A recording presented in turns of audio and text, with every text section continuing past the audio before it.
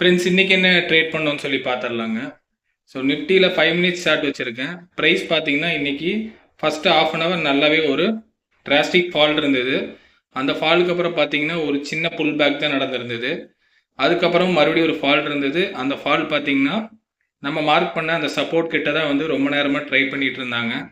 So buyers இந்த இடத்துல வந்து ட்ரை பண்ணுறாங்க, பட் அவங்களால புஷ் பண்ண முடியல.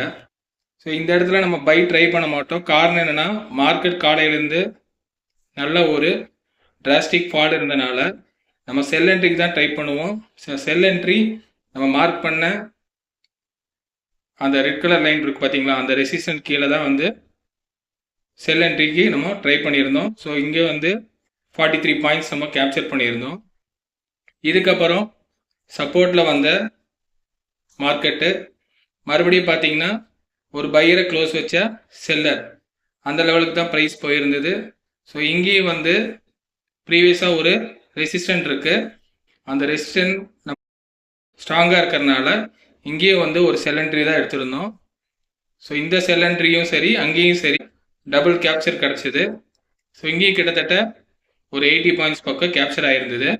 நம்ம புல் பேக் என்ட்ரியோடு சேர்த்து நம்மளோட புது ட்ரிக்கு, அதாவது நம்ம ட்ரெண்ட் லைன் யூஸ் பண்ணியிருந்தோம். அந்த ட்ரெண்ட் லைன் எப்படி சப்போர்ட் ஆகிருக்குன்னு பாருங்கள். ஸோ அந்த புல் பேக் என்ட்ரியோடு சேர்த்து இந்த ட்ரெண்ட் லைனோட ஹையை மார்க் பண்ணியிருக்கிறேன். ஸோ செல்லரோட ஹையை ரெண்டும் மார்க் பண்ணியிருக்கேன். ப்ரைஸ் எக்ஸாக்டாக அந்த மேலே தான் வந்து பிரேக் ஆச்சு. அதுக்கப்புறம் தான் பையர்ஸ் உள்ள வந்து நம்ம செல் என்ட்ரிக்கான பாசிபிள் கொடுத்தாங்க. மறுபடியும் அந்த ஃபஸ்ட்டு செல்லரோட ஹைக்கு வைக்கிறேன். ப்ரைஸ் எவ்வளோ தூரம் வந்து எது வரைக்கும் அந்த சப்போர்ட் கிட்ட வந்து மறுபடியும் பிரேக் ஆகிருக்குன்னு பாருங்கள். எக்ஸாக்டாக மறுபடியும் அந்த செல் என்ட்ரி ஃபஸ்ட்டு கேண்டலில் வைக்கிறேன். ப்ரைஸ் பாருங்கள் எக்ஸாக்டாக அந்த லெவலில் எப்படி ரியாக்ட் ஆகிருக்குன்னு.